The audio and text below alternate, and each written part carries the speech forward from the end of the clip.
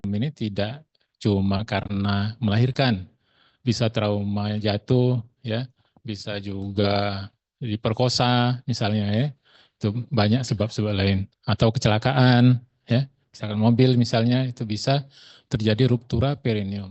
Ya. Jadi kenapa ruptura perineum ini penting? Karena ini adalah daerah yang potensial. Kalau dia terjadi gangguan, maka akan terjadi gangguan fungsi, terutama fungsi defekasi. Ya, jadi kalau misalnya melahirkan, dibiarkan ruptur perineum sampai grade yang besar, maka akan terjadi gangguan fungsi dari defekasinya. Ya, nah, jadi apa kemudian kenapa bisa terjadi, kapan terjadi, dan bagaimana setelah terjadinya ruptur perineum tersebut.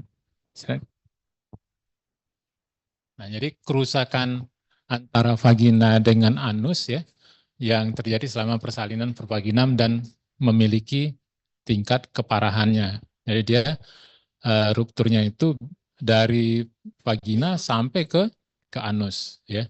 Nah, di antara vagina dan anus itu ada yang namanya dia organnya bagus atau organnya baik, ya. Jadi kalau dia utuh bagus, maka kita bisa menahan berak, menunda berak, ya. Tetapi kalau dia tidak ada atau dia ada tetapi fungsinya tidak sempurna, maka akan terjadi inkontinensia alfi, ya. Jadi bisa kalau misalnya sudah saatnya mau berak tidak bisa ditahan dan keluar keluar sendiri, ya. Baik bisa dalam bentuk padat, dalam bentuk cair, atau dalam bentuk gas, ya. Bisa pelatus itu bisa juga terjadi. Jadi tidak bisa nahan pelatusnya, ya. Nah,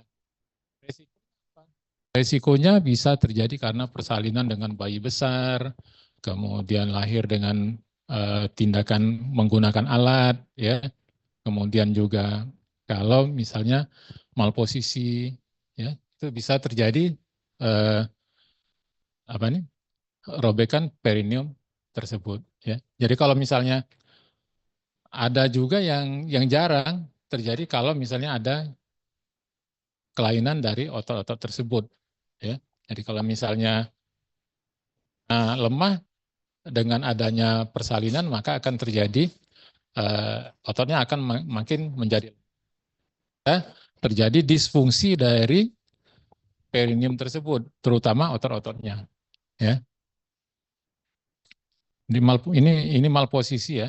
Ini bukan, nah, kurang P-nya, jadi kemudian juga kalau misalnya variasi dari panjang perineum.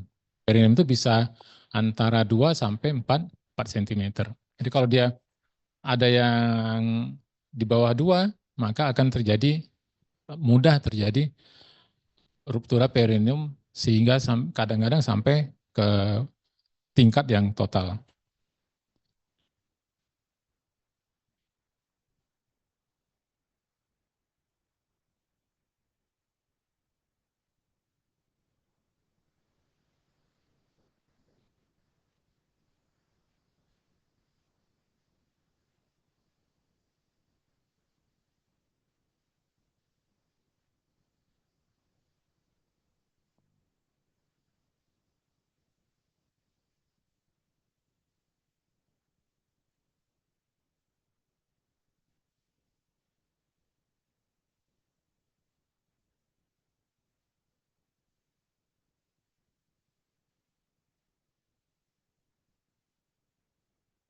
Dia penting karena memang sebenarnya ruptur perineum ini bisa berakibat kalau yang sering terjadi itu perdarahan yang tidak ketahuan. Ya, jadi perdarahan postpartum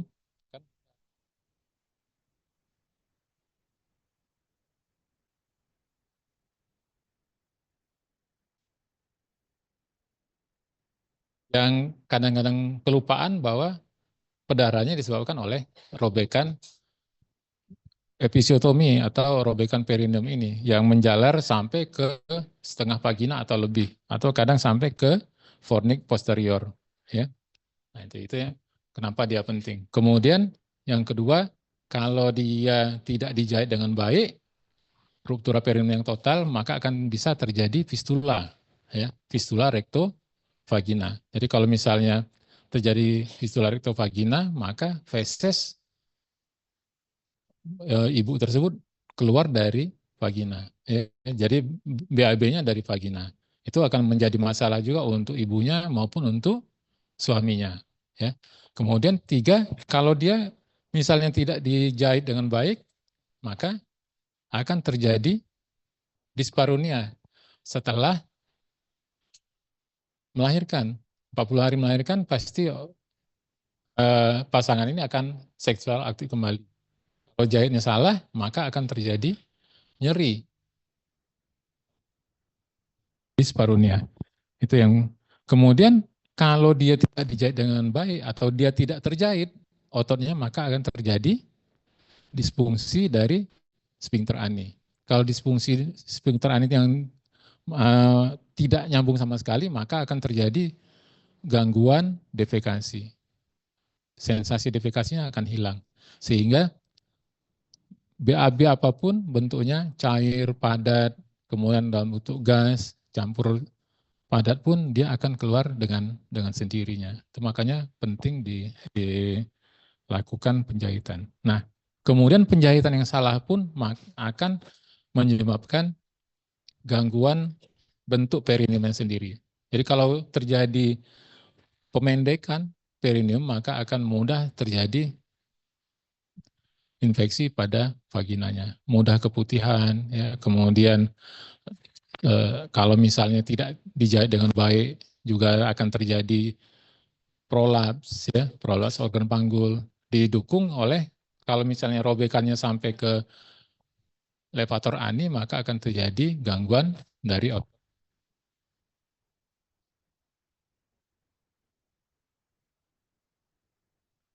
trauma pada perineum ini akan uh, menyebabkan kesakitan, kemudian kerusakan ini digambarkan dari derajatnya, ya, derajat 1, 2, 3, dan 4. Ya. Derajat 1 hanya dia pada mukosa dan submukosanya saja. Ya. Jadi kalau misalnya cuma kulit, mukosa, dan submukosanya sedikit, kadang-kadang kalau dia tidak ada perdarahan yang aktif, tidak dilakukan penjahitan. Kan yang tingkat paling ringan, ya. Tingkat paling ringan yang kedua adalah grade 2. Grade 2 itu sudah sampai ke jaringan di bawahnya selain jaringan kutis dan subkutisnya, ya. Nah, yang ketiga nanti itu baru yang masuk ke dalam ruptur yang berat, ya. Ruptur perineum ini dia mencapai otot sphincter ani, ya. Tapi kalau yang tadi hanya mencapai otot-otot dari bulbo cavernosus, bulbo spongiosus, kemudian transversus perineum superficialis dan profunda itu pada grade 2. Ya, jadi dia sebenarnya bentuk otot, tetapi dia bukan otot yang fungsional. Dia cuma hanya membentuk organ saja, ya. Jadi membentuk labia, membentuk perineum, ya. Itu fungsi ototnya. Nah, kemudian yang ketiga, yang baru yang masuk ke kalau dia terjadi robekan, jatuh ke dalam ruptur yang berat, ya. Ruptur yang berat ini kena otot sphincter ani. Otot sphincter ani itu ada 3. Sphincter ani superficial,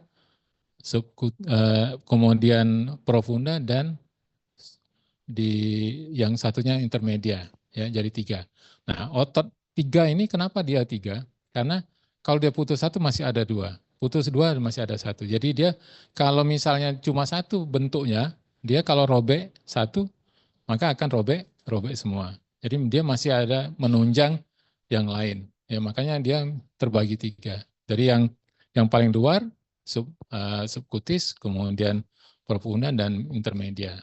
Ya. Nah, kalau dia 3A kurang dari 50%. 3A kurang dari 50%, otot itu robek, itu 3A. Kemudian 3B itu sampai lebih dari 50%. Nah, kalau 3C sudah robek semua dia ototnya. Gitu. Jadi sudah putus semua. Nah, hati-hati kalau otot ini putus semua, kita tidak punya patokan lagi. Ya, jadi kalau pada saat menjahit, kalau kita tidak identifikasi dengan baik, otot itu akan menghilang dia. Karena apa? Karena sifat otot adalah kontraktil. Ya, kalau kontraktil dia sphincter, kalau dia putus maka dia akan tertarik ke kiri maupun tertarik ke kanan. Hilang dia. Jadi kalau betul supaya dia nanti bisa disambungkan kembali pada saat kita reparasi. Ya. Nah, kemudian grade yang berat yang kedua adalah grade 4. 4A itu ada 4A dan 4B. Kalau dia 4A otot sphincter ani internalnya. Kan jadi otot sphincter ani itu ada dua, yang eksternal dan internal. Kalau yang eksternal dia melingkar, kalau yang internal dia longitudinal, ya, transversal dan longitudinal. Sifatnya satu menutup, satu memendek. Ya. Jadi makanya kalau kita defekasi itu, kenapa dia keluar? Karena ototnya satu membuka memendek, maka akan fesesnya akan keluar. Seperti yang di atas juga akan memendek, sehingga usus akan mendorong feses keluar. Ya. Nah itu kalau dia 4A dan 4B. Kalau 4B itu sudah robek semua sampai ke mukosa rektum. Ya. Kalau sampai ke mukosa rektum, dia sampai ke 4B. Ya. Nah, kalau derajat 2, dia bisa beresiko kalau jahitnya atau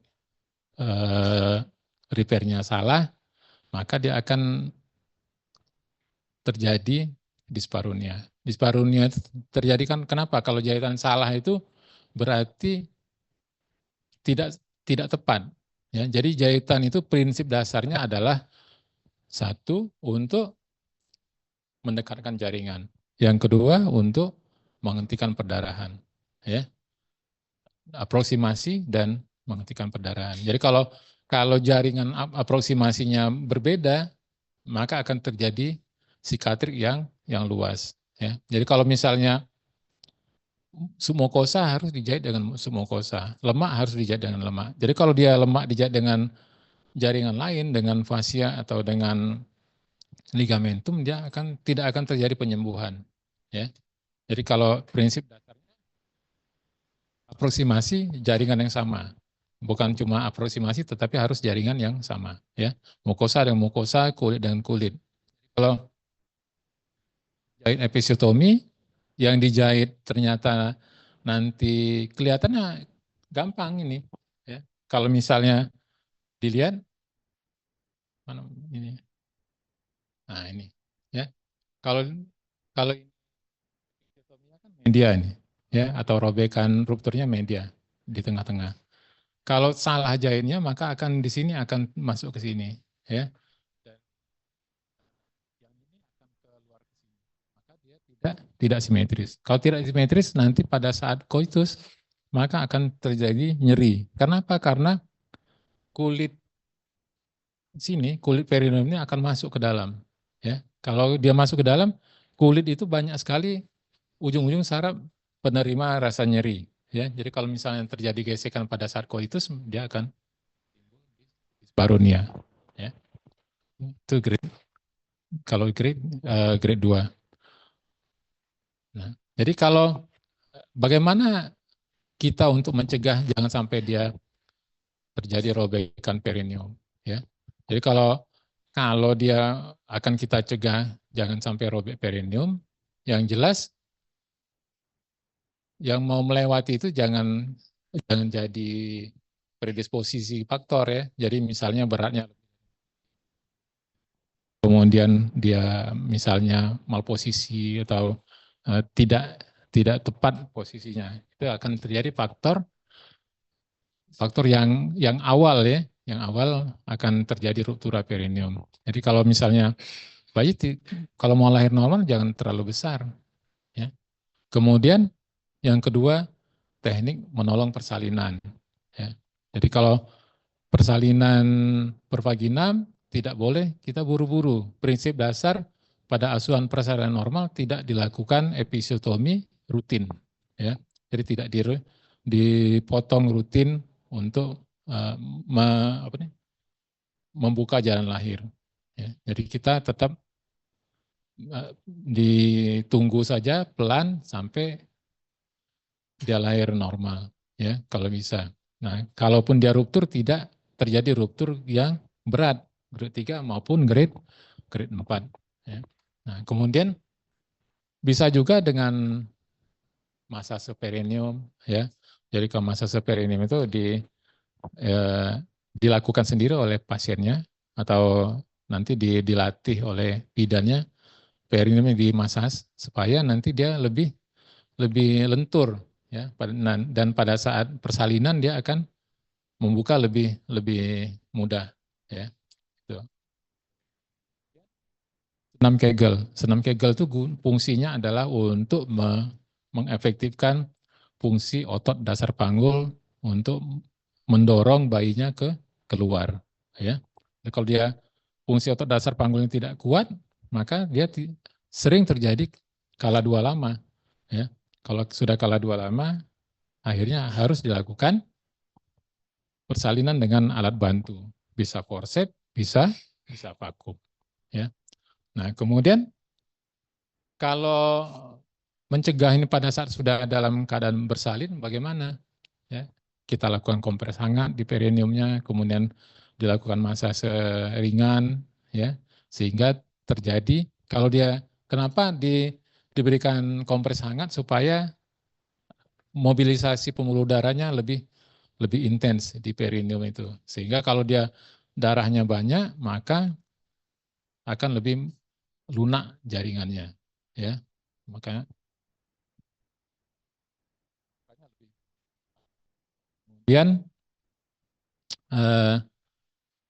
kompres kalau selanjutnya kalau sudah dia di kompres hangat baru kita lakukan kompres es pada saat mau lahir, ya. Pada saat mau lahir itu bisa ditambah dengan kompres es.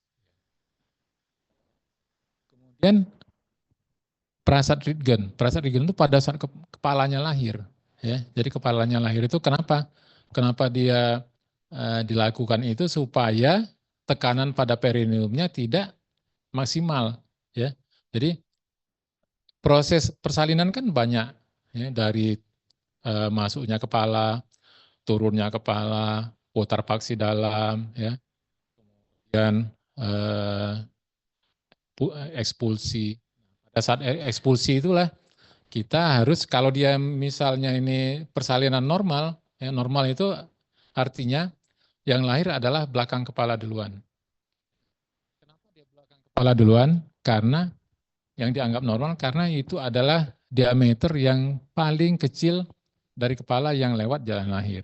Ya, jadi kalau dia misalnya presentasi itu sudah mulai berubah, jangankan dia belakang kepala tetapi berubah posisinya saja, jadi malposisi, dia akan merubah diameter kepala pada saat keluar. Kalau dia merubah diameternya jadi lebih besar, maka robekannya akan lebih beresiko terjadi robekan. Ya, itu satu. Kalau dia makanya kenapa yang paling bagus posisi itu adalah posisi normal, posisi belakang kepala. Bisa ubun-ubun kecilnya di depan, kiri depan atau kanan depan.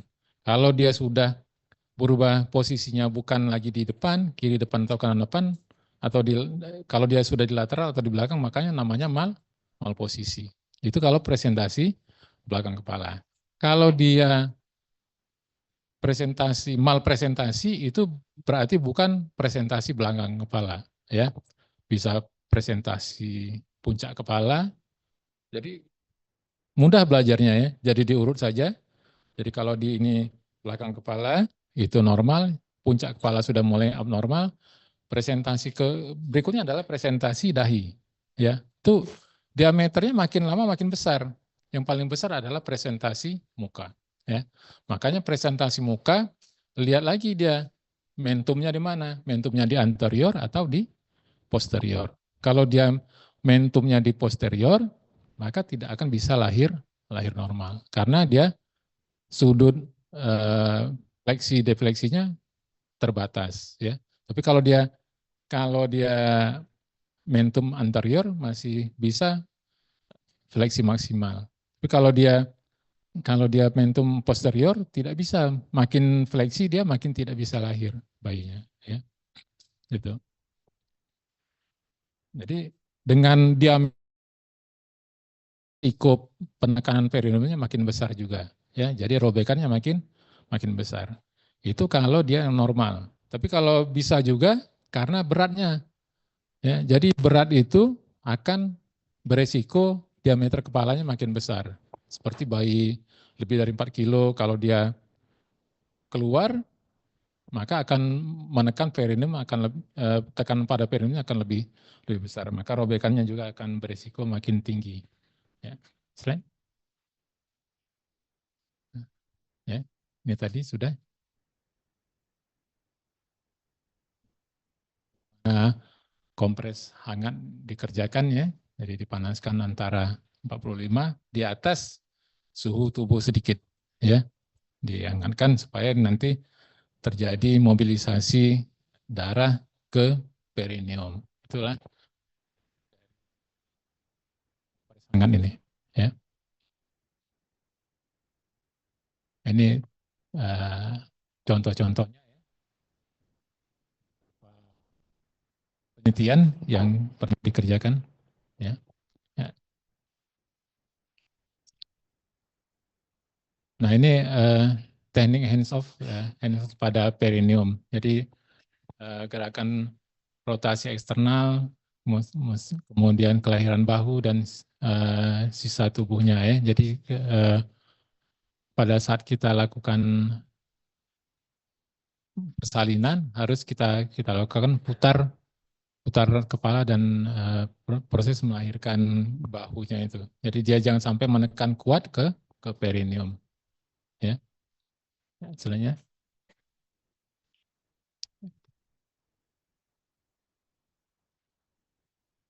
pasase perineum. Jadi pasase perineum itu bisa kayak kayak biasa, ya. Jadi dalam posisi litotomi dilakukan pada saat istirahat, tidak ada his, ya. Kontraksi yang berkurang kita lakukan apa nih? Masase perineum, ya. Jadi yang penting jangan menimbulkan nyeri, ya. Jadi eh, rasa tidak nyaman pada pasien itu akan menggagalkan persalinan pervaginamnya sendiri. Jadi jangan sampai timbul nyeri, ya. Jadi dilakukan selama 2 menit, ya. Ya, untuk diinstruksikan untuk merelaksasikan dan mengkontraksikan perineumnya, ya. Ya,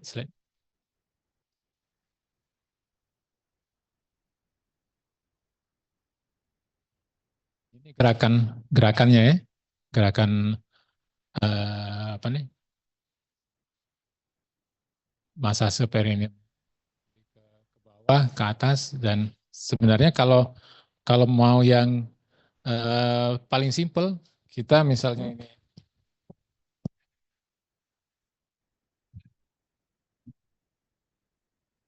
ya, ini, jadi lebih lebih gampang, ya, dan pasiennya akan lebih nyaman. Tapi kalau kalau kita begini posisinya, pasiennya agak kurang nyaman, kurang itu. Jadi kalau kalau dia dalam posisi otomi, kita lakukan massage dari bawah, pasiennya tidak melihat operatornya, ya. Itu yang paling penting, jangan sampai terlihat, ya, ekspresi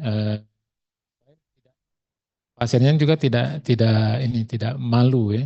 Jadi kalau kalau kita gosok dari eh, masa perineum dari bawah, dari misalnya dalam posisi litotomi, dia akan lebih lebih nyaman pasiennya, dan dia tidak merasa takut. Kadang-kadang kan takut, akhirnya sedikit saja disentuh sudah merasa nyeri dia, ya. Padahal kunci utama masase perineum itu jangan sampai menimbulkan nyeri. Ya, terus tadi ya, jadi kepalanya itu, Ridgen itu kepalanya di ke ataskan. Kenapa? Karena eh, ini dia lahir itu kepala yang paling baik adalah mengikuti sumbu panggulnya, sumbu karus namanya ya. Jadi kalau dia lahirnya ke atas, maka penekanan pada perineumnya akan lebih ringan dia sini. Robekannya juga tidak berat ya. Ya. Slide.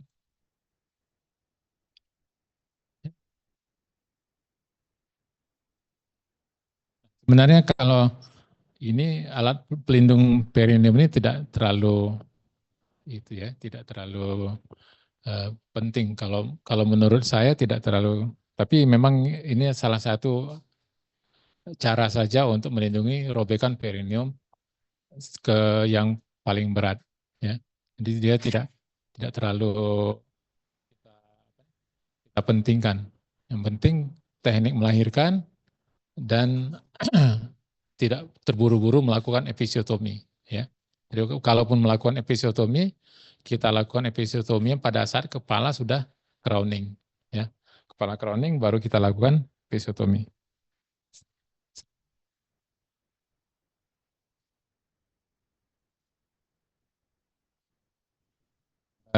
Contohnya alat pelindung perineum ya. Tapi ini kan kalau dia kepalanya terlalu menekan ke bawah juga akan robek juga di sini nanti sebenarnya. Di tengah-tengah ini akan robek dia, tetap robek ya. Jadi makanya yang paling baik adalah manuver Ritgen itu yang paling penting. Jadi mengarahkan kepalanya ke atas sehingga tekanan pada perineumnya menjadi lebih ringan. Ya, slide. Terus terakhir kompres es ya bisa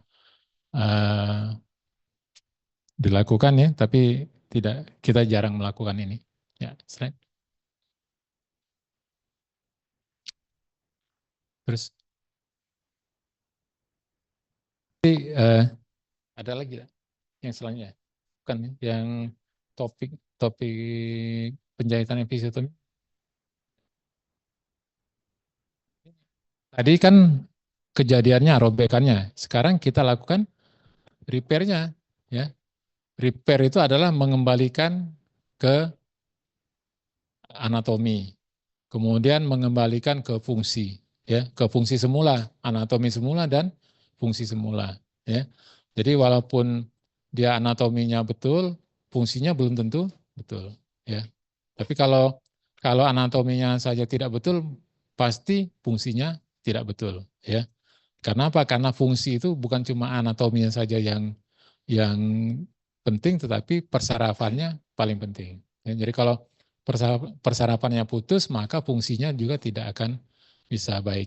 Jadi kalau misalnya sudah dilakukan penjahitan, ternyata dia masih disfungsi defekasinya, maka biasanya itu karena ada gangguan persarafan. Ya, ya terus. Nah ini kalau sudah ya, kalau sudah kita identifikasi ya, kita bisa lakukan penjahitan. Penjahitan itu kalau dia grade 1, grade 2 sebenarnya cuma lihat ada perdarahan atau tidak ada perdarahan aktif. Ya. Jadi kalau dia ada perdarahan aktif baru kita lakukan penjahitan. Kalau tidak dilakukan penjahitan pun tidak apa-apa. Ya. Orang-orang zaman dulu kalau misalnya dia ada robekan perineum cuma dikompres saja, sudah itu sembuh dia.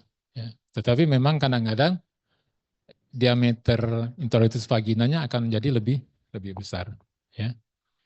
Nah, jadi kalau itu dia hanya terbatas pada kulit, kemudian kulit dan otot perineum, jaringan subkutisnya, ya. Jadi otot-otot yang membentuk perineum, kemudian membentuk labia mayora, ya, sampai ke bawah. Dan ketiga, yang tiga tadi yang sudah kita bahas, ya, kena sphincter ani, dan yang ini sudah kena mukosa dari rektum. Ya. Persiapan alatnya ya, kalau kita mau lakukan penjahitan, sebenarnya ya, retraktor atau spekulum ini tidak terlalu penting. Pada saat penjahitan itu adalah ini, forcepsnya, kemudian pemegang jarum, ya, elis, tapi dia lebih ringan dan traumanya lebih sedikit. Ya, ini untuk kalau misalnya ada arteri yang putus, maka kita lakukan uh, penjepitan dulu di sini arterinya, ya. Dan kalau perdarahan yang sudah kita rawat, baru kita lakukan penjahitan. Jadi dengan cara kita identifikasi organ-organ yang robek, ya. Kalau dia grade 1 grade 2 berarti cuma sampai ke otot-otot bulbocavernosus dan transversus perineum superficialis saja. Ya, slide. Nah, ini alat-alatnya ya. Kalau ya, sudah tersedia, kita bisa lakukan penjahitan. Jadi penjahitan nanti bisa terputus satu-satu atau jahitnya jelujur, ya, tergantung teknik yang dikuasai. Jadi tidak harus jelujur dan tidak harus satu-satu, ya, tergantung teknik yang paling dikuasai oleh yang melakukan penjahitan. Ya. Slide.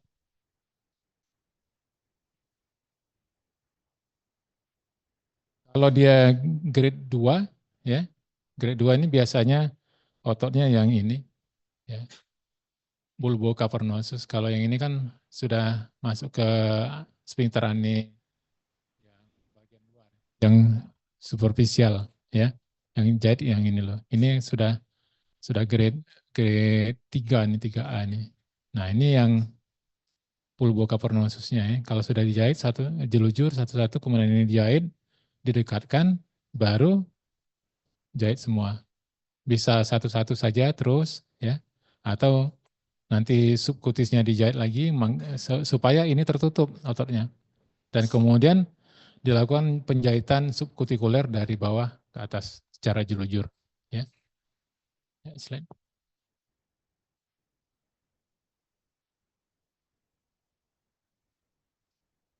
Sudah dua tadi ya. Nah, kemudian benang. Ya, jadi benang jahit itu yang efektif. Ya. Karena apa? Karena dicari yang efektif itu supaya pada saat selesai masa nifas, eh, orangnya sudah mulai seksual aktif, benangnya sudah tidak ada lagi. Jadi dia kita ambil yang cepat diserap, ya, tapi dia tahan. Jadi yang paling sering kita pakai adalah polyglycolic acid, ya, polyglycolic acid, ya. Ini salah satunya ada juga yang memang masih memakai polyglacin atau dioxan. Paling sering yang kita ada sini ada PGA, PGA yang jenisnya yang rapid, ya. Jadi rapid itu berbeda dengan PGA biasa, dia diserap lebih cepat. 40 hari sudah diserap dan tensile strength-nya sudah hilang. Kalau yang PGA biasa dia sampai 62 hari. Makanya tidak dipakai yang PGA biasa, ya. Dan juga tidak dipakai benang-benang yang misalnya apa nih? Itu yang catgut biasa itu tidak dipakai karena dia hanya sampai 7 hari dan 14 hari. Jadi kalau dia fase penyembuhan belum selesai, benangnya sudah putus, maka dia lukanya akan terbuka. Ya, makanya dipakai yang rapid PGA. Ya. Semuanya jadi cuma satu itu saja. Supaya nanti apa? Nanti kalau pada saat 40 hari sudah benangnya sudah tidak ada, lukanya sudah sembuh, dia tidak jaringannya tidak lagi kencang, sehingga pada saat seksual aktif dia tidak merasakan nyeri, ya. Ya, slide. Nah, jadi Penjahitan bisa continue, bisa satu-satu, ya. Bisa dia apa nih? Interlocking, bisa jelujur biasa, ya. Tergantung teknik yang dikuasai oleh si operator. Benang yang dipakai kalau bisa benang yang standar untuk penjahitan perineum. Ya. Kalau dia salah nanti akan pada saat sudah 40 hari benangnya masih ada nanti kalau dia dijahit satu-satu. Terpaksa harus dibuka lagi. Ya. Kalau lebih nyeri dia. Ya. Kalau misalnya dicabut, nyerinya terasa, lebih terasa. Ya. Nah ini jarum. Jarum biasanya yang curve ya. Jadi jarum itu ada banyak banyak macamnya, tergantung dari dia eh, bentuknya, bentuknya lurus, straight needle atau curve needle. Ya, nanti curve itu atau straight needle itu nanti lihat lagi dari bentuk ininya, bentuk apa nih, ujungnya yang cutting atau yang apa nih, yang non cutting. Non cutting itu biasa melingkar yang hanya untuk jaringan-jaringan lunak ya. Jadi kalau dia yang cutting itu yang untuk jaringan yang keras seperti fascia ya. Itu dia memakai benang yang apa nih? Poinnya ini yang penting ya. Nah, kalau yang ini biasanya ini cutting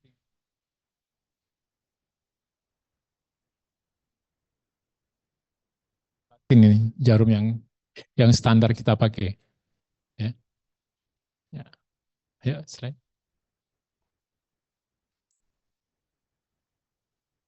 Jadi teknik konvensional ataupun teknik yang continue non locking terserah aja ya. Pada prinsipnya yang penting jahitnya sesuai dengan falsafahnya ya. Falsafahnya tadi menghentikan perdarahan dan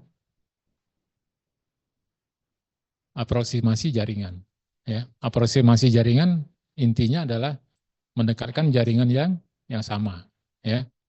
Terserah mau jahitnya konvensional atau yang teknik yang baru locking dan interlocking enggak jadi masalah ya. Biasanya hasilnya relatif sama. Cuma kalau yang teknik konvensional ini dia biasanya akan lebih nyeri karena dia jahitan di luarnya itu bukan subkutikuler, tapi dia jahitnya di luar ya.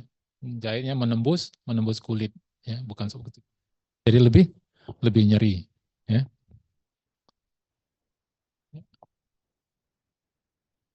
Nah, kemudian bagaimana baiknya? Jadi reparasi perineum itu harus dikerjakan di tempatnya, di kamar operasi atau di kamar tindakan, ya. Kemudian dengan syarat dengan penerangan yang baik, ya, alat yang cukup. Kemudian yang paling penting adalah dengan tindakan aseptik, antiseptik yang dikerjakan, ya. Jadi tidak boleh mengerjakannya sembarangan. Nanti kalau dia sembarangan akan terjadi infeksi pada luka perineumnya, ya. Kalau infeksi biasanya dia akan terbuka. Kalau terbuka dia tidak bisa dijahit kembali pada saat itu. Harus menunggu sampai 3 bulan luka infeksinya sembuh baru bisa dilakukan penjahitan ulang. Nah, kalau penjahitan ulang dilakukan akan lebih sulit.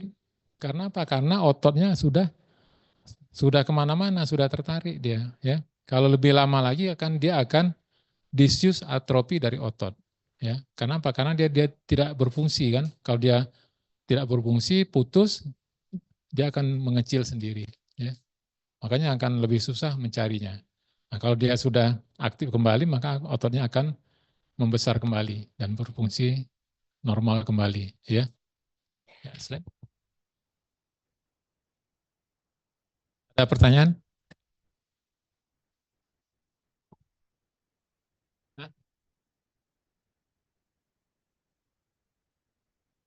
Kita lanjutkan epis saja dulu ya.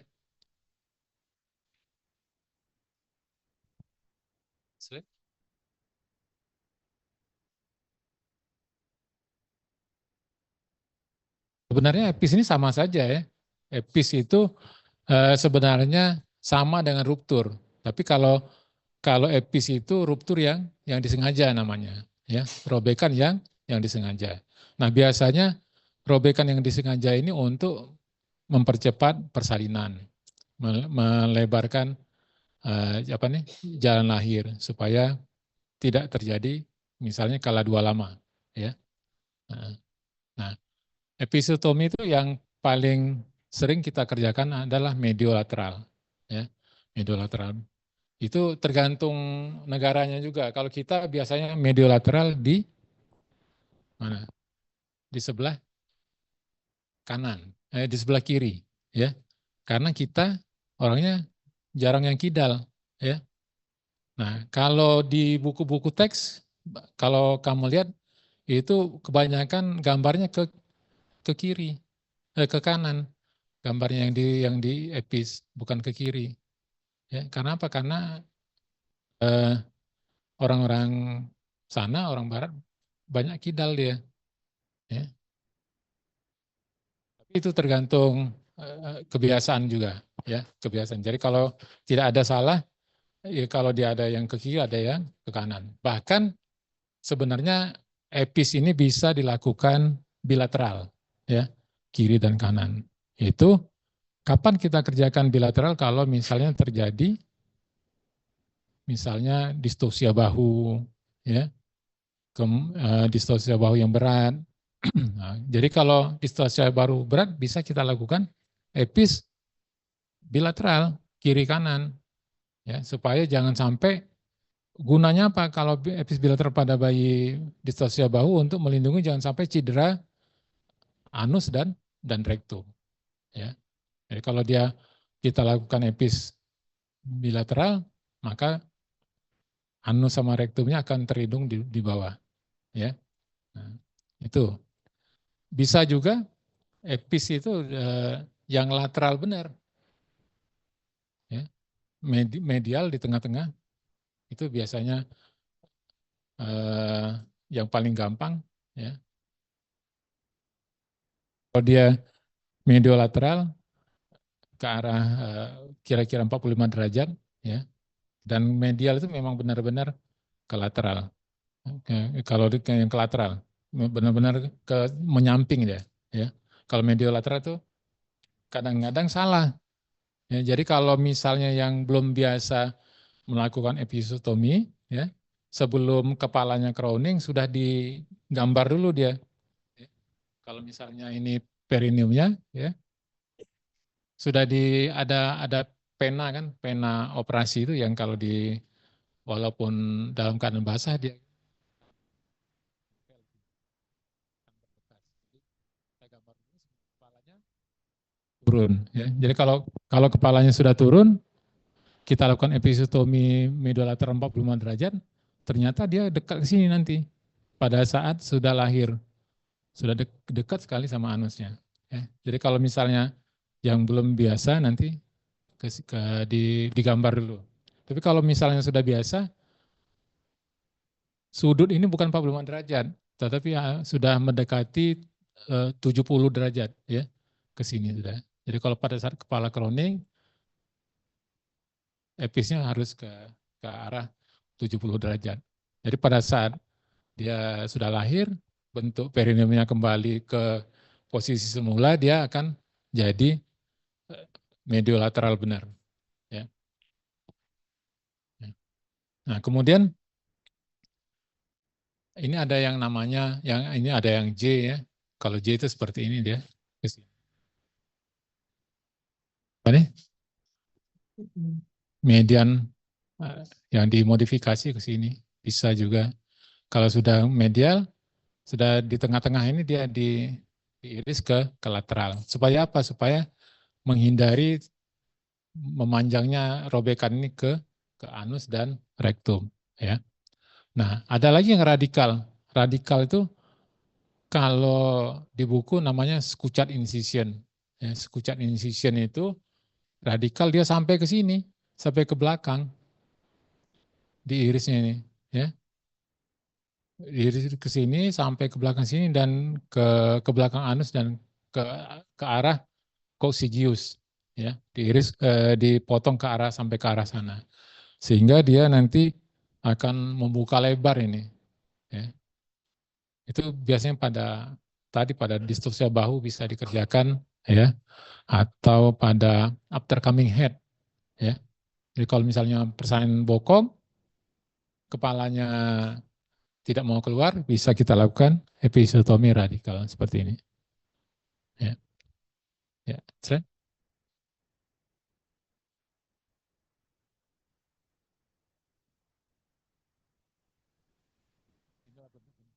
Episiotominya, ya. Jadi kalau epis itu kalau dia yang normal, yang benar epis pada saat dia kepalanya crowning dan dilakukan betul pada posisi sekitar 67 sampai 70 derajat, maka yang terpotong hanya sampai ke otot-otot bulbo cavernosus dan bulbo spongiosus, ya.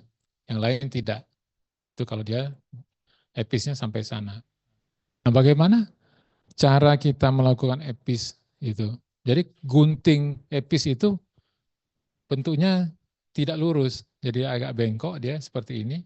Dan pada saat masuk guntingnya itu hanya sampai sini saja, ya. Digunting sekali. Kalau sudah digunting tidak boleh lagi dimajukan guntingnya, ya. Jadi gunting itu yang masuk saja, ya, sampai yang di ininya, di maksimalnya masuk, ya. Kalau sudah sekali tidak boleh nyambung gunting lagi. Kalau dia nyambung sampai ke bawah bisa sampai ke otot levator ani nanti, ya. Ya. Terus paling jarang, ya. Yang anterior ini paling jarang karena tidak ada sedikit juga gunanya, ya, sebenarnya. Karena apa? Karena di bawah simfisis itu kan langsung uretra. Uretra, kemudian himen. Himen langsung dia mukosa vagina. Kita lakukan epis anterior. Tapi bisa juga dilakukan kalau pada misalnya ada sinekia labia minora anterior. Bisa kita lakukan, ya, itu. Tapi jarang, ya. Biasanya eh, yang paling sering kita lakukan cuma itu saja. Yang median, kemudian mediolateral, ya. Itu yang paling sering. Yang lain tidak, ya. Yang lain cuma sebagai apa nih, pengetahuan saja untuk kita, ya. Ya. Terus prinsip penjahitan sama saja. Tadi yang tadi sudah diterangkan kan dari 4, ya, sama persis. Jahit harus aproksimasi jaringan dan menghentikan perdarahan, ya. Kalau sudah darahnya berhenti baru kita lakukan penjahitan, atau sekaligus bisa penjahitan sekaligus sebagai selain aproksimasi jaringan juga sebagai perawatan perdarahan untuk menghentikan perdarahan.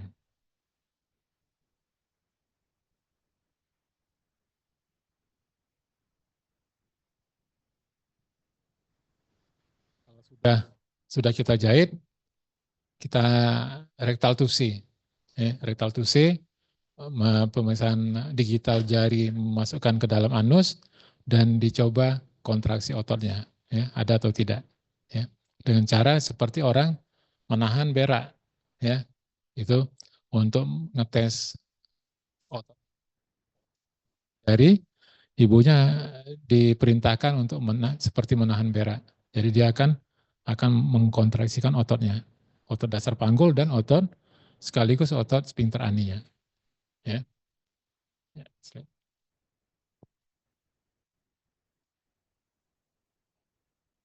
sama seperti tadi, ya, mukosa kita jahit bisa satu-satu atau jilujur. tidak memakai retraktor pun sudah bisa kita lakukan penjahitan. Ya. Tapi kalau mau AFU benar, terlihat jelas lukanya, kita gunakan retraktor. Ya, kiri dan kadang-kadang jahitannya memang robek di kiri dan di kanan. Ya, slide. Ini sama. Bisa satu-satu, bisa jelujur. Ya. Ya,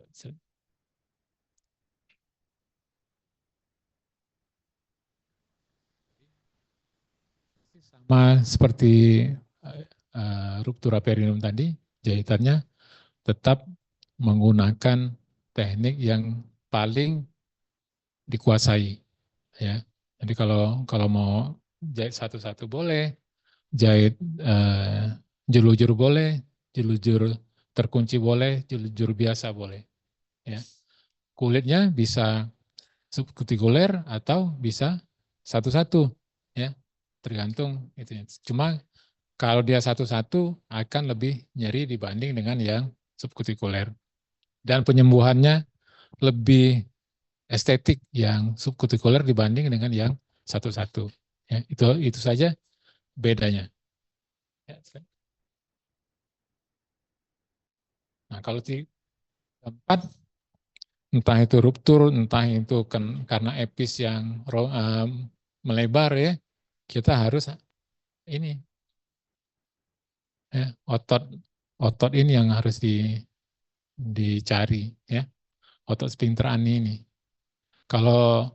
Kalaupun perineumnya saja dijahit, perimnya baik, tapi fungsinya tidak baik. Ya, ini makanya ini dulu. Ini sudah kita jahitkan, kemudian mukosa rektumnya kita jahit, bisa yang paling baik jahit ini julujur ya, paling baik. Jangan, tidak satu-satu. Sempurna dan tidak ada rasa nyeri dia. Slide. Nah, jadi kalau menjahit otot sphincter ani itu ada dua teknik dia. Ada yang jahitnya end to end atau overlapping. Ya, kalau misalnya tidak yakin menjahit teknik end to end, kita jahit overlapping saja, itu yang paling paling gampang ya, paling gampang dan paling yakin dia akan melekat ya. Soalnya pada prinsipnya kalaupun dia dijahit end to end tidak akan menyambung sempurna ya. Karena apa? Karena dia jaringan kolagen dan elastiknya sedikit dibanding jaringan ototnya, sehingga sembuhnya tidak sempurna. Yang menyembuhkannya itu jaringan sikatrik yang di luarnya yang membungkus otot itu, yang menahan dia sehingga otot itu tidak lepas kembali. Ya. Tapi kalau dia end to end, benangnya selesai habis, kadang-kadang dia dengan tekanan yang kuat akan lepas lagi dia. Ya. Tapi kalau dia overlapping, dijahit, kemudian dia terbungkus oleh jaringan ikat, maka akan lebih kuat. Ya. Tapi prinsip dasarnya tidak harus end to end, tidak harus overlapping. Mana saja teknik yang diyakini bisa dikerjakan, itu yang dikerjakan. Ya. Terus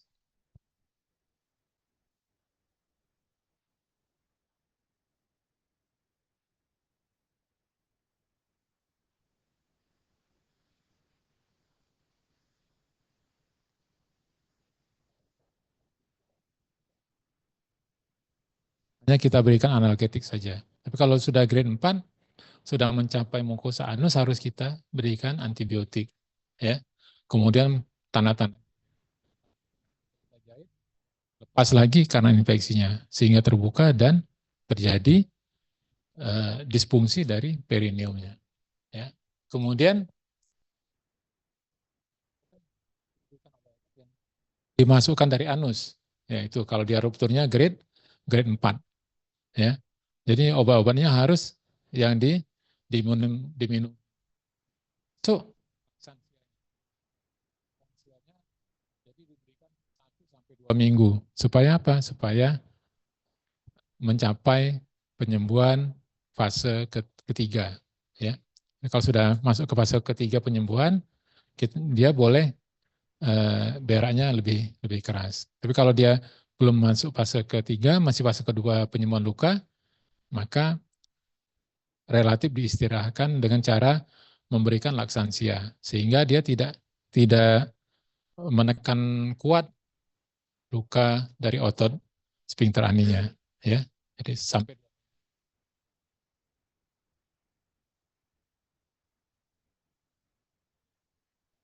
kalau misalnya kita tidak melakukan perawatan perdarahan dengan baik, maka akan timbul hematoma. Ya. Hematoma ini akan mengganggu penyembuhan dia. Dan hematom maka harus dibuka kembali, ya, dicari sumber darahnya dan kemudian dijahit ulang. Ya. Nah, infeksi biasanya memang kalau tergantung higien, kemudian daya tahan ibunya, gizi, ya, itu yang paling penting. Ya, karena apa? Karena relatif vagina itu memang paling banyak kuman, organ manusia yang paling banyak kumannya dia sampai hampir 150 spesies di situ ada, ya, semuanya ada di sana. Jadi kalau yang paling itu ya di situ kalau mau mencari kuman yang paling banyak, ya. Sebersih-bersihnya orang tetap aja dia harus ada.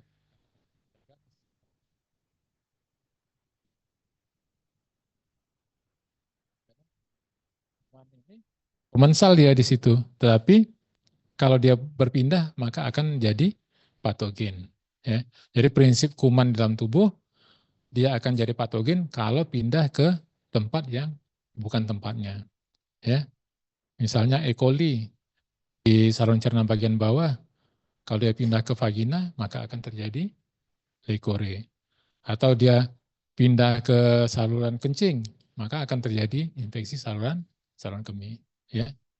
Kalau dia termakan E. coli jadi diare. Ya, seperti itu. Itu prinsipnya. Jadi infeksi tetap harus diperhatikan. Ya, ini kalau berat infeksinya kita berikan antibiotika, ya, yang injeksi, ya. Dan biasanya kalau sudah infeksi di daerah situ kita tidak berikan satu jenis terapi, ya. Multi drug terapi. Gentamicin, kemudian metronidazole kita berikan juga, ya.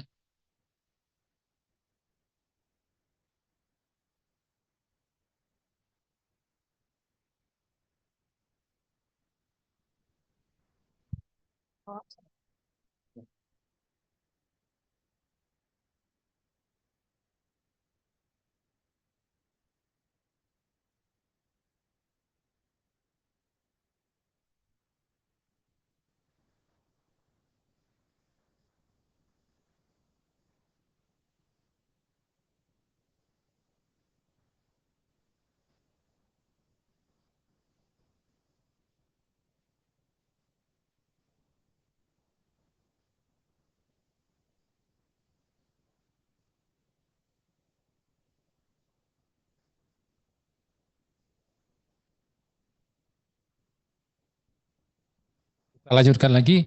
Jadi dari apa nih? Kalau sudah bersalin, orang kan relatif panggulnya jadi lebih lebih lemas, ya. Apalagi anaknya makin banyak, makin lemas. Seperti karet gelang, ya. Jadi dasar panggul itu seperti karet gelang. Jadi kalau regangannya sekali masih lebih baik daripada regangannya 2 kali, ya. Kemudian regangan yang paling banyak kalau misalnya persalinan itu lebih dari 4, itu yang dianggap banyak, ya. Grande multipara itu kalau persalinannya lebih dari 4 kali. Nah, tuh. Jadi prolaps uter ini adalah salah satu komplikasi dari lemahnya dasar panggul, ya. Jadi dasar panggul itu seperti ayunan, ya, ayunan, ya, hemok, ya. Jadi kalau kalian lihat ayunan yang lama itu yang dari kain yang diikatkan ke satu tiang ke tiang lain, nah itulah ayunan yang gambarannya sama. Jadi kalau dia makin kuat tekanannya, makin ada yang di atas, makin menekan, makin turun organnya. ya. Sehingga organ-organ yang ditopang oleh dasar panggul itu akan turun, ya. Itulah prolaps. Jadi sebenarnya ini yang prolaps organ panggul, bukan prolaps uteri saja, ya. Karena apa? Karena kita di sini akan membicarakan tentang sistokel, rektokel, enterokel, prolaps uteri, ya. Terjadi karena kelemahan otot dasar panggul. Jadi panggul itu pada dasarnya dibagi tiga, panggul anterior, panggul media, dan panggul posterior. Jadi dasar panggul itu yang menopangnya kalau dia lemah di anterior, maka akan terjadi sistokel dan urotrokel. Kalau di bagian tengah terjadi kelemahan, maka akan terjadi yang di sentral, maka akan terjadi prolaps uteri. Kalau dia di bagian posterior, yang lemah akan terjadi rektokel dan enterokel. Jadi seperti itu. Kalau misalnya semuanya lemah, maka akan terjadi penurunan semuanya. Sistokel ada, prolaps uteri ada, rektokel ada, ya. Nah, kalau dia sudah mencapai yang maksimal, maka akan terjadi yang namanya prosidensia uteri. Jadi semuanya turun. Turun dalam keadaan maksimal, ya. Jadi sebenarnya uh, jadi kalau ada orang 1.000 wanita yang sudah pernah melahirkan, satunya akan ada prolaps, ya. Jadi kalau dia melahirkan, ya. Dan diperkirakan prolaps ini makin lama makin banyak. Karena apa? Karena usia harapan hidup makin tinggi, ya. Makin tinggi usia harapan hidup, usia wanitanya makin gelapnya, ya. Makin lemah. Karena apa? Karena eh, fungsi dari dasar panggulnya dipengaruhi oleh estrogen, kelenturan jaringan dipengaruhi oleh hormonal, ya, batuk, ya, kemudian eh, tumor-tumor intraabdomen misalnya yang menekan, yang sehingga akan menekan dasar panggul, ya. Nah, jadi kerusakan struktur ligamentumnya, ya, ligamentum sacrouterina, ligamentum carinale, kemudian fascia rectovagina, fascia pubocervicalis, ya, kemudian otot panggulnya sendiri, ya. Kemudian paracolpium. Jadi kalau dia paracolpiumnya sudah lemah, maka akan terjadi prosidensia, ya, sampai ke bawah, ke otot dasar panggul. Kemudian yang paling bawah dia dibentuk oleh tadi diafragma urogenital tadi. Diafragma urogenital itu apa yang membentuknya? Itulah tadi sphincter ani, bulbo cavernosus, bulbo sponiosus, transversus perineum, itu kompleks itu semua akan membentuk diafragma urogenital. Kalau diafragma pelvis di bagian atas dibentuk terutama oleh levator ani. Ya. Levator ani nanti ada tiga, ya. Levator ani itu tiga, pubo uretralis, pubo vaginalis, dan pubo rectalis. Ya, itu tiga. Jadi kalau tiga itu lemah, lemah semua. Kalau yang pubo uretralisnya lemah akan terjadi uretrokel. Kalau pubo vaginalisnya lemah, maka akan terjadi eh, prolaps uteri. Jadi kalau pubo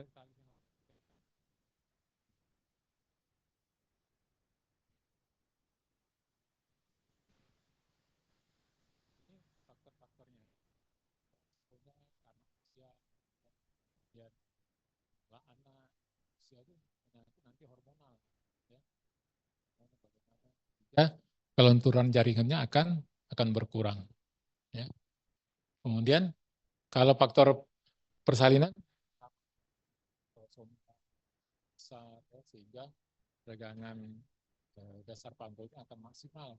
Kalau diarahkan panggulnya maksimal, maka dia akan pulihnya akan tidak maksimal, ya. Jadi karet karet gelang itu seperti itulah.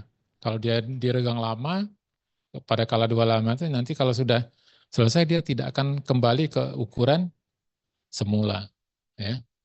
Jadi seperti itu.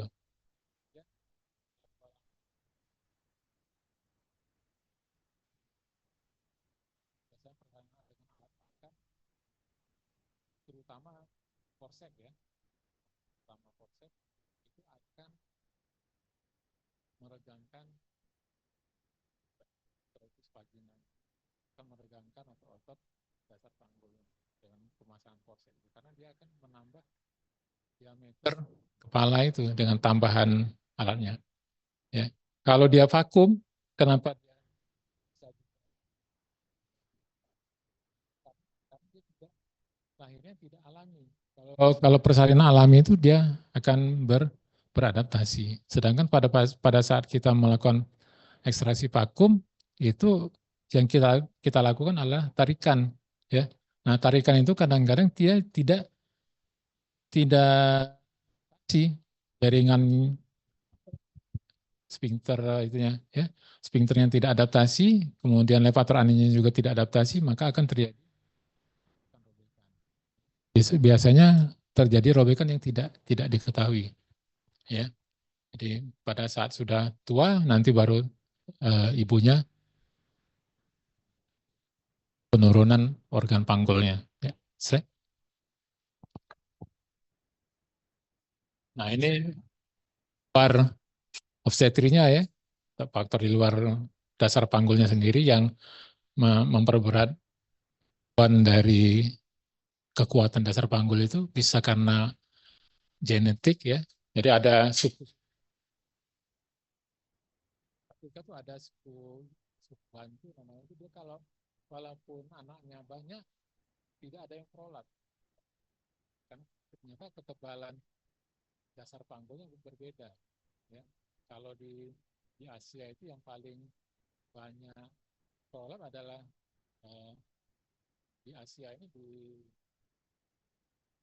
daerah kita sini, China, Indonesia, banyak karena memang ketebalan, ya, dasar panggulnya lebih kecil. Kemudian juga penyakit-penyakit yang menyebabkan tekanan intraabdominalnya naik, ya, seperti batuk lama, TBC, kemudian tumor-tumor intraabdominal, itu ya akan menyebabkan tekanan intraabdominalnya naik. Tempat yang lemah, lokus minorisnya di mana? Di dasar panggul, ya. Maka akan terjadi prolaps.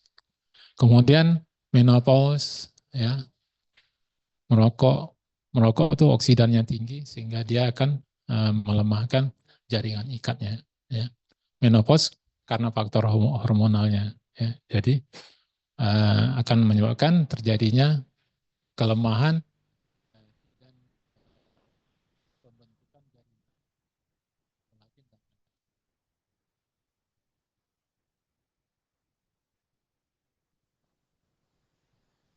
Derajat organ panggulnya ada sampai 4, ya. 0 kalau dia tidak dianggap tidak prolaps, ya. Kalau dia 1, 2, 3 dan 4, ya. Yang gampangnya seperti ini, walaupun ini tidak melulu seperti ini, ya. Karena apa? Kalau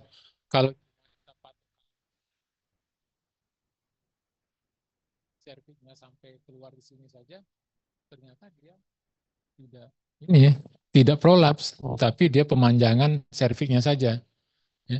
Itu bisa terjadi. Makanya ini adalah pintu pertamanya saja. Tapi kalau yang pintu keduanya baru kita nanti hitung benar pakai pop Q. Baru bisa tahu itu memang betul-betul prolap atau hanya elongasio coli saja. Biar enggak.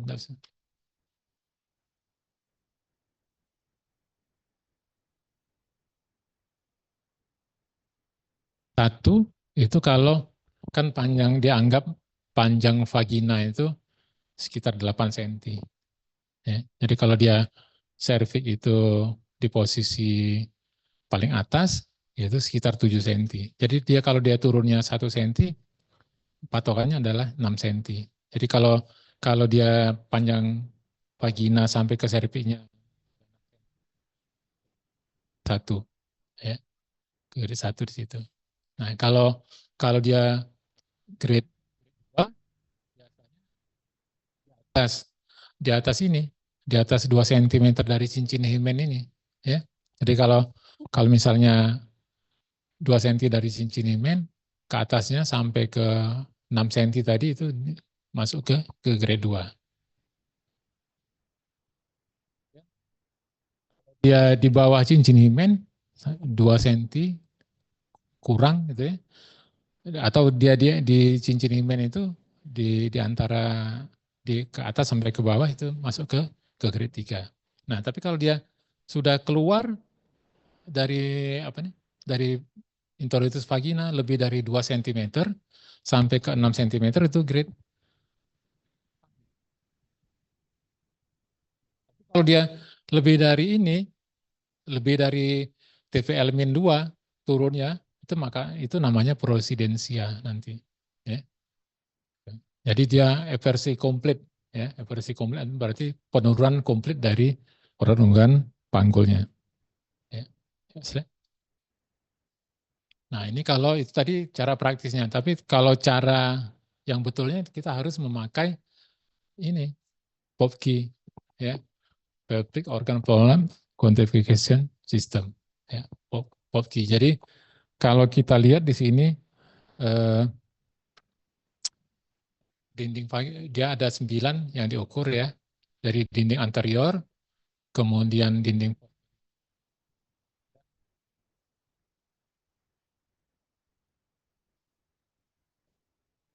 dari genital hiatus, kemudian dari sini ke sini, kemudian perineal body dan fornix posterior sini.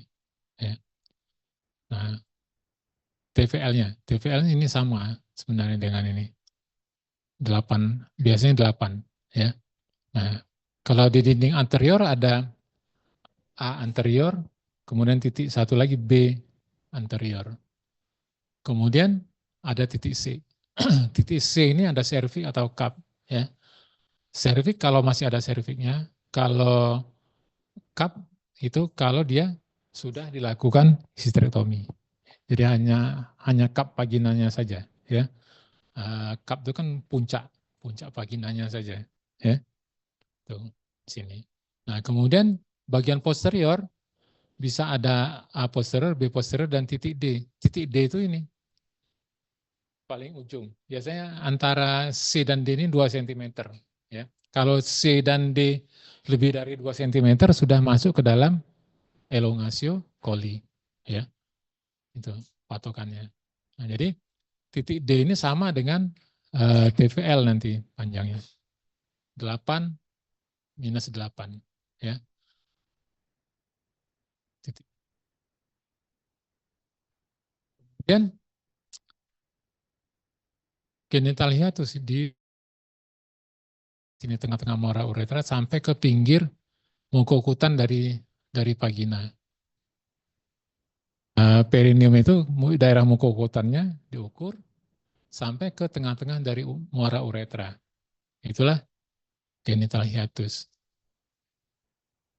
Dan perineal body dari sini, dari mukokutan tadi diukur sampai ke tengah-tengah dari anus. Ya. Kalau D itu adalah sini. D itu panjangnya dari luar, dari cincin himen ini, ukurannya kan cincin himen. Kemudian sampai ke sini.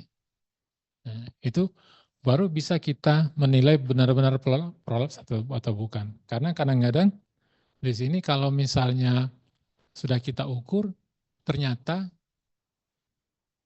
serviknya di sini, serviknya di grade 3, ya, sudah di luar sini, tapi ini masih di atas, masih minus dia. Ini A posterior minus 2, B posteriornya masih minus 2, ya. Kemudian ini D-nya masih misal anggap saja 6 ya. Tapi ini sudah di sini, C-nya sudah di plus 2 Ya, plus dengan minus itu patokannya adalah cincin himen. Kalau dia di luar cincin himen, patokannya itu dia plus ya, tulisannya ya. Tapi kalau tidak titik A ini masih di atas cincin himen, masih minus dia. Ya, minus 1, 2, dan 3. Minus ini bisa bisa sampai 6 sampai 8. Kalau dia C ini di luar, kemudian yang lainnya di atas ini berarti dia hanya pemanjangan dari serviks ini saja, ya, sehingga dia jatuh ke dalam elongasi okuli. Itu yang kadang-kadang misdiagnosis pasien-pasien yang dikirim, yang dirujuk ke rumah sakit, ya. Ternyata dia hanya elongasi.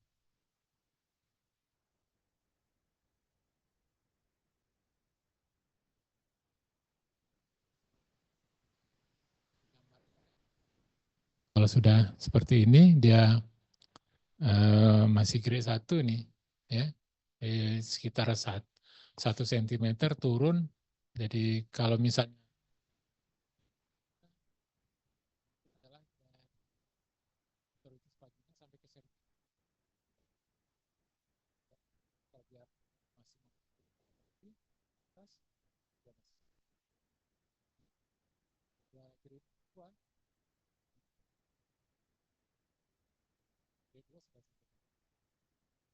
sudah di atas dari apa nih, cincin himen ini. Ini grade, sebenarnya ini grade 3 nih, ya. Kalau kalau ini grade 4, ya. Nah, apa bedanya grade 4 dengan prosidensia? Jadi kalau kalau gampangnya di daerah misalnya ya, oh ini grade, bingung ini grade 4 atau presidensial. Sebenarnya sih tidak ada masalah grade model.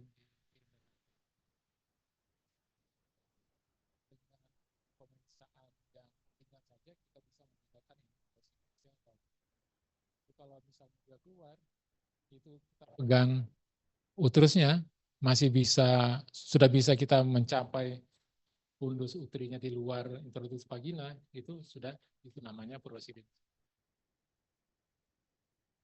Cara gampang mendiagnosisnya. Ya, nah, jadi pada prolaps ini adalah anamnesis, pemeriksaan fisik dan penunjang, ya. Jadi anamnesisnya yang paling sering dari kemaluan, ya, di samping yang lain, ya. Dan biasanya yang paling sering datang ini karena apa? Kan prolaps ini kan keadaan yang tidak membahayakan, tidak mengancam jiwa. Jadi kalau dia tidak ada keluhan yang mengancam, dia tidak akan datang. Ya, datangnya kalau orang-orang prolaps ini biasanya berdarah, kemudian tidak bisa kencing, tidak bisa buang air besar. Ya, itu yang paling sering dia datang. Ya, selagi dia masih bisa. Jangankan itu, jangankan cuma berak, kemudian buang air kecil.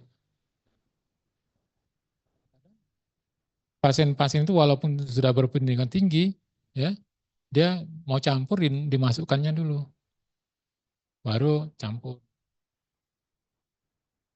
Nah, terjadi pada apa nih? Pada orang MCU. Jadi MCU ternyata dia prolaps.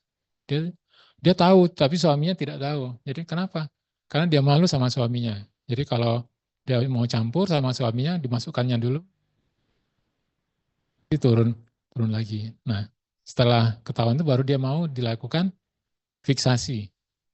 Ya, jadi kalau kalau pada wanita aktif seksual, kita tidak lakukan pengangkatan uterus, tetapi hanya, ya, jadi fiksasinya dinaikkan, serviknya dikembalikan ke posisi semula dengan dilakukan penggantungan. Ya. Ya. Yang paling sering, ya, ada satu yang keluar, ya. Nah, kemudian gangguan berkemih bisa. Ya, dulu ada profesor kita almarhum, istrinya datang ke rumah sakit itu dengan retensi urin. Ternyata pas dilihat retensionya karena prolap. Ya. Itu istri profesor. Profesor bukan profesor dari teknik, bukan dari ekonomi, tapi dari FK Unsri sendiri. Ya. Datang setelah kita lakukan operasi pengangkatan dan fiksasi vaginanya sehat sampai sekarang sehat. Ya. Jadi karena dia tidak mengancam jiwa, jadi dia datang hanya kalau ada yang sudah mengganggu, ya mengganggu karena yang menakutkan, misalnya yang paling menakutkan itu perdarahan. Yang kedua, tiga baru tidak bisa buang air besar. Kalau yang lain masih di ini saja, ya dibiarkan saja.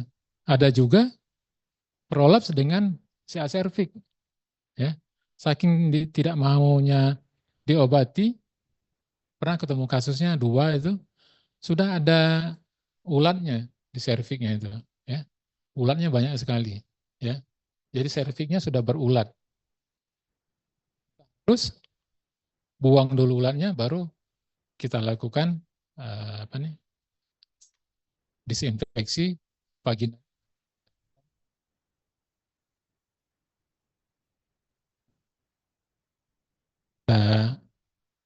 Ini apa nih TVH dan fiksasi vaginanya.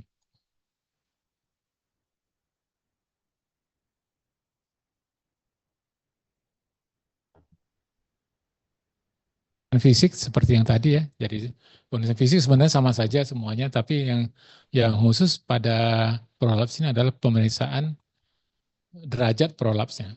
Ya, derajat tadi yang seperti yang tadi. Jadi kita harus hitung titik-titik tadi, kemudian kesimpulannya apa, baru kita lakukan apa nih penanganan.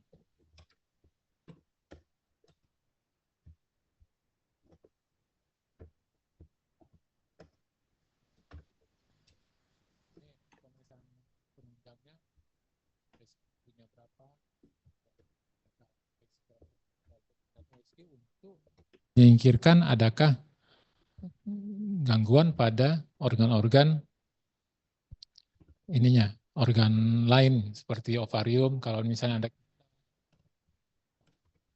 ganas atau tidak, ya. Kalau dia tidak ganas, kalaupun ada kista, kita bisa tetap lakukan operasi per vaginam, ya.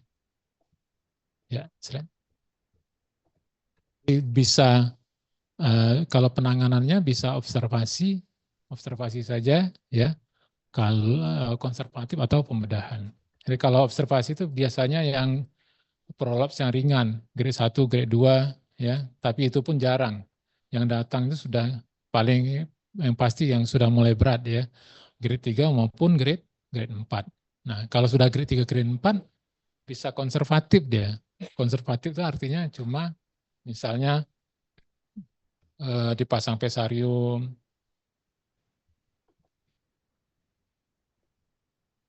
ya, biasanya seperti itu. Jadi kita hanya memasang pesarium dan apa nih,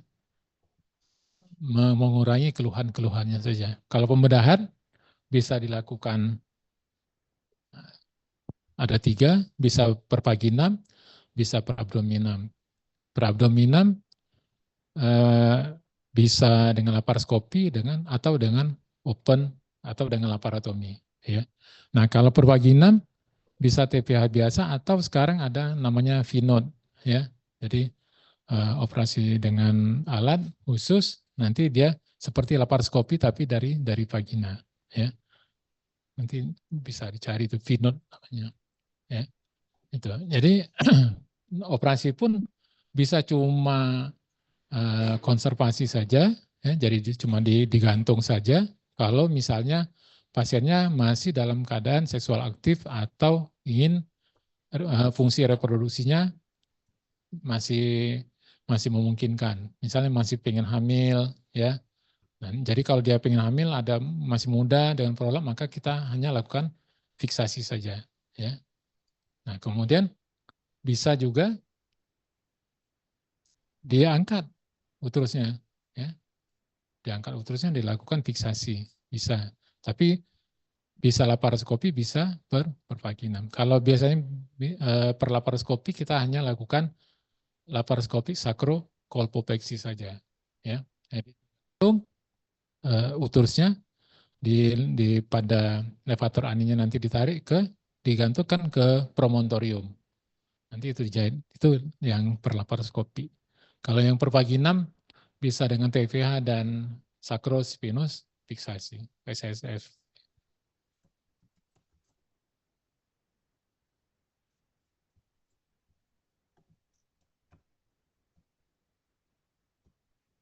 Ada pertanyaan?